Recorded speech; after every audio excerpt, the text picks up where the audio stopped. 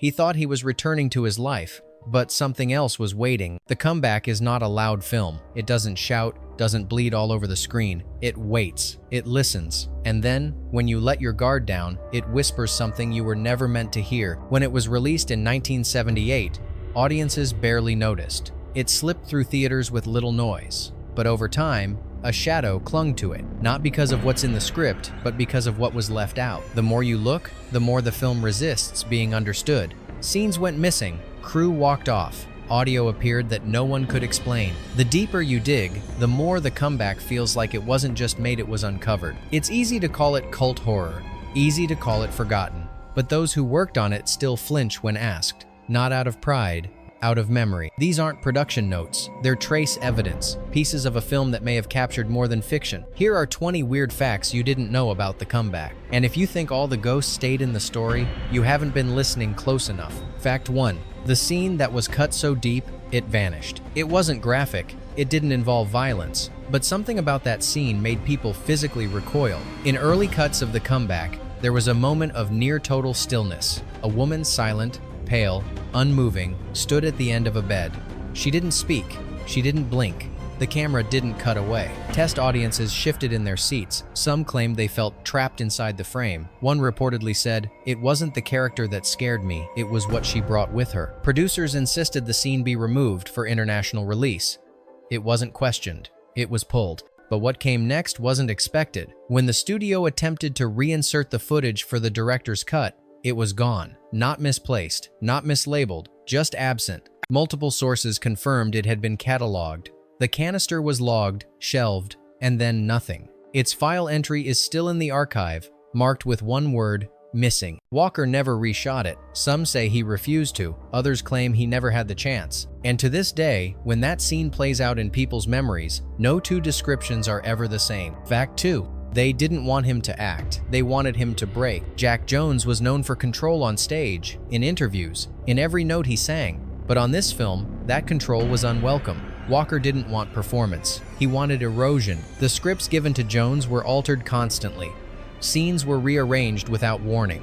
Emotional beats were fed to other characters, leaving Jones disoriented on purpose. Even between takes, the isolation was preserved. Crew were told not to comfort him. Co-stars were encouraged to avoid eye contact. Every part of the environment was engineered to dismantle the idea of stability. And it worked. Jones began forgetting which version of a scene was real. He asked if he'd already filmed something when the camera hadn't even rolled yet. One day, during a quiet take, his voice cracked mid-sentence. He kept going, but his hands were trembling. That shot stayed in the final cut. Walker would later say, "I didn't need him to act like he was falling apart. I just had to wait long enough." Fact 3. The house didn't need permission to haunt. The location wasn't a set. It was a real estate rented, not decorated. Walker insisted on filming in an environment untouched by design. "We're not staging fear," he said. "We're stepping into it." From the first day, crew reported strange details. Corners colder than the rest of the room, locked doors swinging open, muffled voices with no source. Most chalked it up to old wiring, drafts, imagination. But the stories kept coming. A boom mic picked up what sounded like breathing long and strained, but only when recording indoors. Jones refused to stay inside the house overnight. One technician started leaving charms taped beneath the equipment. And in one particular upstairs room, the crew refused to enter alone after an assistant editor saw her own reflection move before she did. There were no accidents, no injuries, just a growing sense that the building wasn't hosting the production, it was observing it. Fact 4. The scene so convincing, police thought it was real. The call came in just after dusk. A neighbor had walked past the property where the comeback was filming and caught a glimpse through an uncurtained window. Blood, candles, and a figure lying still on the floor. Emergency services arrived within 20 minutes. They didn't knock. They entered fast and hard, assuming they were dealing with a homicide. What they found was a film set in mid-setup props strewn about, an actor still in position, stage blood everywhere. But something about the scene didn't feel right. Then came the footage. Walker offered to show them the tape from the previous take, but when the reel was pulled, it was blank. Nothing had been recorded. The camera had worked fine all day. The red light had been on. The sound operator logged the scene, yet the playback was empty white noise, then black screen. The authorities stayed longer than expected. They asked questions that went beyond protocol. Who was in the house before the crew? Has this scene been rehearsed before? Eventually, they left. No report was filed, but the actor involved refused to lie down for the next take, and the next morning, Walker reassigned the scene to a different room. The window was boarded up. The reel never used again. Fact 5. The director nearly became the killer, literally. At one point in pre-production, Pete Walker told his team that the masked killer in The Comeback wouldn't be cast at all. There would be no actor, no stunt double, only him. He wanted to control the pacing, the posture, the absence of identity. It has to feel wrong, he said. It has to move like something pretending to be human. A mask was molded. Walker rehearsed in secret.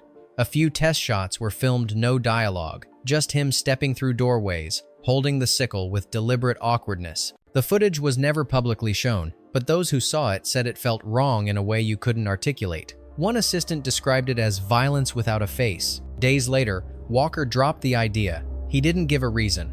He simply told the costume team to destroy the mask. It wasn't. It ended up in storage, misplaced. Years later, a photo surfaced of it boxed, untouched, with a label in Walker's handwriting, "Do not wear." Fact 6. The scream that came from real terror. Pamela Stevenson's scream in one key scene isn't cinematic. It's primal. It slices through the air without polish, without cue.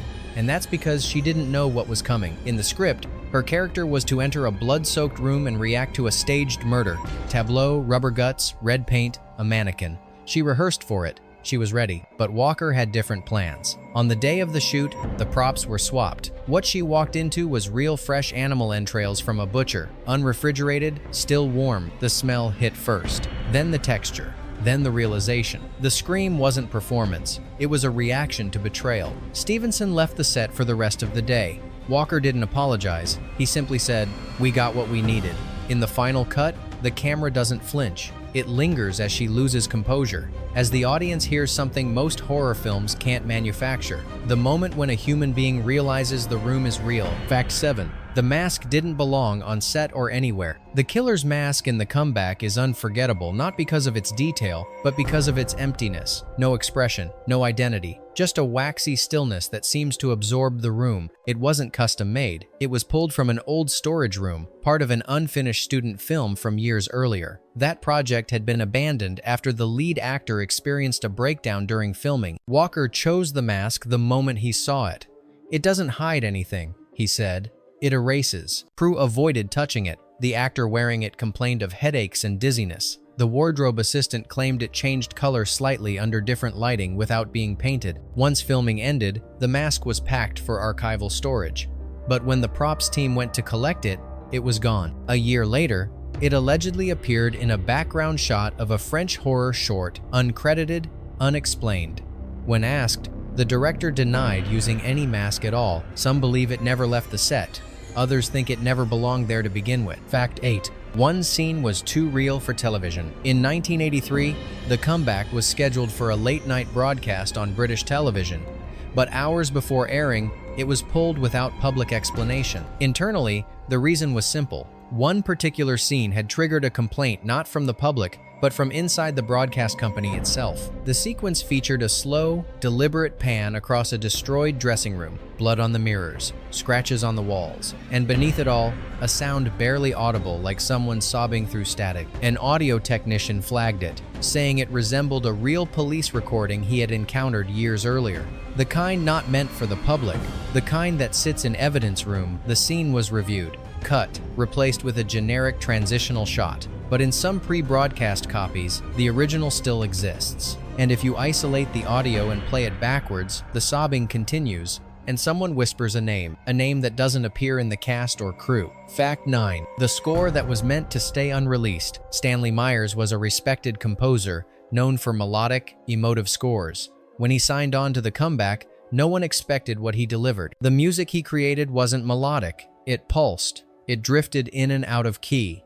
It layered human breathing beneath dissonant chords. Myers finished the score, handed it in, and walked away. He never attended the screening. When asked why, he said the music had been twisted into something he didn't recognize. He later told a colleague that parts of the score were originally from a personal project tapes he recorded during a period of severe insomnia, tapes he never intended to use. When the studio asked for a soundtrack release, Myers refused. "It's not music," he said.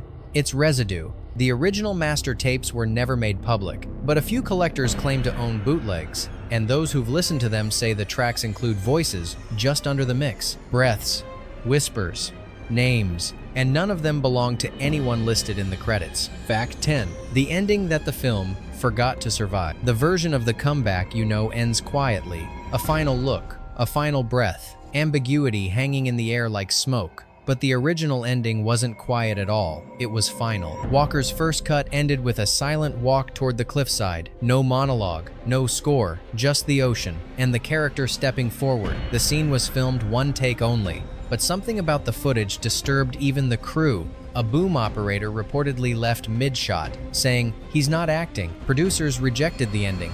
They claimed it offered no hope, no resolution.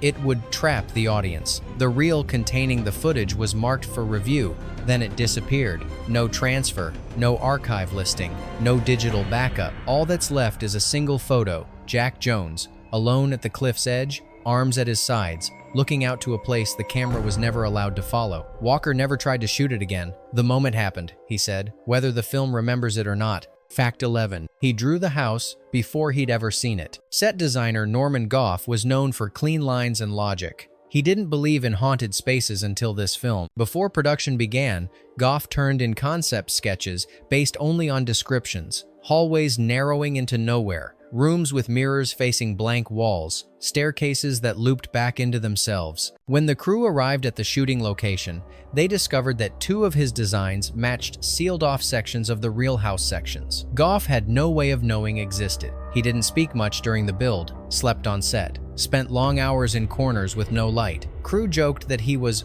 drawing blueprints for something that drew him. One sketch, labeled only Below, depicted a room no one could locate until a storage crawl space was uncovered beneath the floorboard. The layout matched exactly. After filming, Goff left the industry.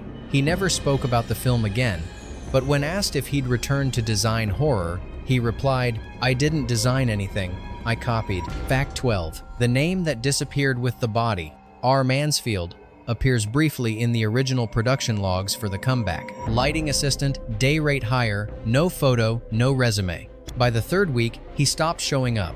No notice, no explanation, just gone. When the production team tried to contact him, nothing came back. His emergency contact was blank. The address he listed didn't exist. Someone eventually asked, if no one interviewed him and no one paid him directly, how did he get hired? What's more disturbing is that in one group photo from the first week of filming, there's a man standing behind the crew. He's wearing a headset, he's holding a light meter, but no one remembers his name. The negatives of that photo were lost. The digital scan was corrupted. Only a single printed copy exists, and in it, the man's face is slightly out of focus, just enough to be unrecognizable. After production ended, the name R. Mansfield was quietly removed from the credits. No one filed a complaint. No one followed up. And to this day, no one's sure whether he ever existed at all or whether he just showed up because something needed him to. Fact 13. The title that was too close to the truth. The Comeback wasn't always its name. The original title, typed, not handwritten, was Voices from the Room. Walker preferred it, said it described the film more honestly, not in terms of plot, but in tone, in what was underneath. Early drafts used the phrase repeatedly. Characters heard things, whispers behind walls, phone calls with no signal, footsteps echoing from locked spaces. The film was never about ghosts, it was about residue. Producers worried the title sounded too abstract, too poetic. It might confuse audiences, it might repel distributors, so they changed it. The Comeback was safer, easier to market, but Walker kept his title in another way. If you listen closely, there are sequences where the ambient audio seems to layer on itself. Subtle voices, indistinct phrases, breaths in empty hallways. One fan who digitally remastered the audio claims a single voice repeats 5 times, so low you'd miss it unless you knew where to look. The voice says, "It's still in the room." Fact 14. A candle, a corridor, and 47 takes. A man walks slowly down a hallway with a candle. That's all the scene required. No dialogue, no sudden reveals, just movement and shadow, but they couldn't get it right. The flame kept going out, not from wind, not from motion, just failing. Equipment glitched. One camera battery drained after only seconds. Jack Jones lost his place in the corridor more than once despite walking the same path. After a dozen takes, the crew joked about the hallway being cursed. After 30, they stopped laughing. The sound tech noted a low-frequency hum beneath every take, something that didn't register in any other location. On take 47, they got it. The flame held. The focus was sharp. Jones looked exhausted, but that worked. But when they played it back, a figure could be seen, just at the edge of the frame. Not reflected, not lit. Still, the figure was never identified. It doesn't appear in any production notes. No actor was assigned to that moment. They didn't reshoot. They just moved on quickly. Fact 15. The mirror scene came from a night walker. Couldn't explain. The mirror scene is quiet. No violence, no horror. Just the main character glancing up and seeing a figure behind him. What unsettles viewers is how the reflection lingers, how the presence seems not added, but already there. Walker once admitted the scene wasn't in the original script. It came to him after a night at a seaside hotel. He'd been editing another film, got up to splash water on his face, and when he looked up, he didn't see himself. Not immediately. He saw someone smaller, still, watching. A shape that didn't match any explanation. He stood in place for nearly a minute before the image blinked, not faded. Blinked, then it was gone. He described it not as fear, but as recognition. It looked like it had been waiting for me, he said. Back on set, he recreated the exact dimensions, angle, lighting, distance. The actor filmed the scene without knowing what he was reacting to. In post-production, the reflection didn't match the performer's movement, and no one could explain why. Fact 16. She walked off set and never spoke on camera again. Marion Hartley's part in The Comeback was barely a whisper, a housekeeper, 2 lines, a glance toward the camera, nothing that should leave a scar. But after filming Wrapped, she disappeared from film.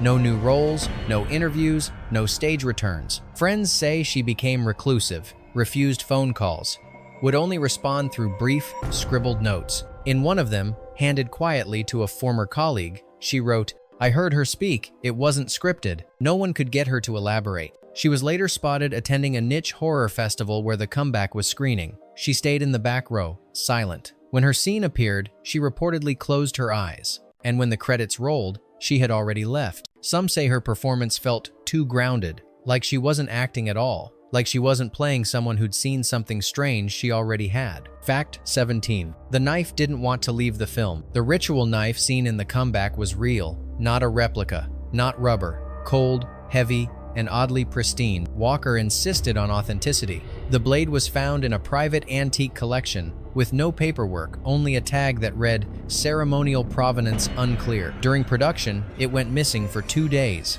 reappeared, wrapped in cloth, placed on the director's chair. No one claimed responsibility. After the final day of shooting, it vanished again, this time for years. In 2009, a museum in Poland received an anonymous donation, an ornate dagger, matching the blade from the film down to a scratch on the handle. Enclosed was a note, typed unsigned. It doesn't belong in fiction. Testing revealed trace material in the crevices organic, but not from any known animal. The blade now sits behind triple-pane glass. Staff say the lights above it dim twice a week, same time, same pattern. They've stopped asking why. Fact 18. One film student didn't just analyze the movie, he vanished into it. In 1980, a student named Colin R. began writing a thesis on The Comeback for his master's program. His focus was the psychology of isolation in low-budget horror. At first, the work was typical notes, annotations, scene breakdowns, but soon, things shifted. His notebooks became fragmented, sentences looped. Floor plans of the house from the film appeared drawn from memory. Some of them showed rooms that weren't in the movie. Colleagues noticed changes in his behavior.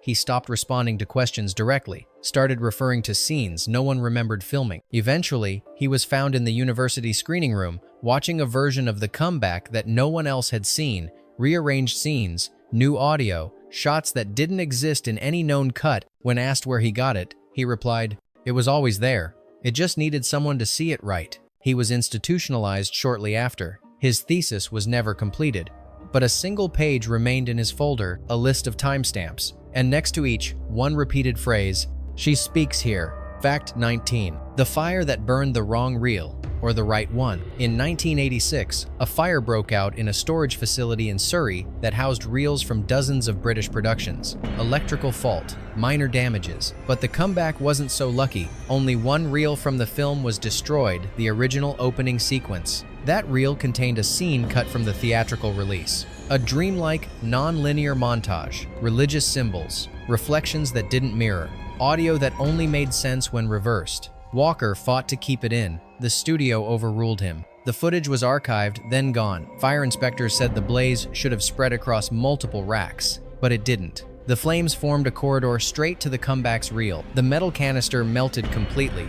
No salvageable frame, no backup copy, no digital transfer. The final report described it as targeted combustion, but no explanation followed. Walker never discussed the loss publicly, but in one letter, later auctioned, he wrote, "That footage was never supposed to be played twice." Fact 20. The voice that wasn't in the script but stayed in the film. Near the midpoint of the comeback, there's a brief transitional scene. No dialogue, just a long hallway, empty, a slow pan, ambient hum, and if you listen closely, a voice. A single word, "Don't." It doesn't appear in the subtitles. It's not in the closed captions. It isn't listed in the audio mix log. Sound engineers tried to locate the source. Nothing. No spike in the waveform. No boom mic interference. Some thought it was bleed from another take.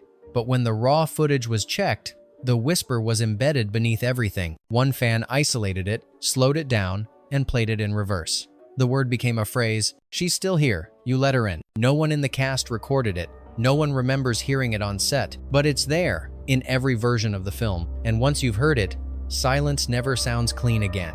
Bonus fact, the line no one said, but everyone heard. There's a moment barely noticeable just after the third act begins. A character walks through the manor's east corridor. The sound mix drops. For 2 seconds, it's almost silent. Almost because layered beneath the ambient hiss is a sentence. Not shouted, not whispered, just present. "Don't follow her." It's not listed in any dialogue sheet. It wasn't recorded during ADR. The actor in that scene has no memory of hearing it on set or in playback. Multiple restorations have tried to remove it, assuming it was a glitch. But every time it's filtered out, a new line surfaces in its place. In one version, "She never left." In another, "You weren't supposed to see this." No one knows who the voice belongs to. No one knows when it was added. And yet every version of the film, across all formats, includes it, like it was always there, like it was waiting to be noticed, like it was meant for the viewer, not the characters. You've heard the facts. Now tell us, was the comeback just a film with a troubled production, or something that recorded more than it should have? Which detail stayed with you the longest? Which one felt too specific to be fiction? Drop your theories in the comments. And if you're ready to go deeper into forgotten corners of film, like, subscribe, and wait for the next one. Because some stories don't end when the screen fades to black. They wait, right where you left them.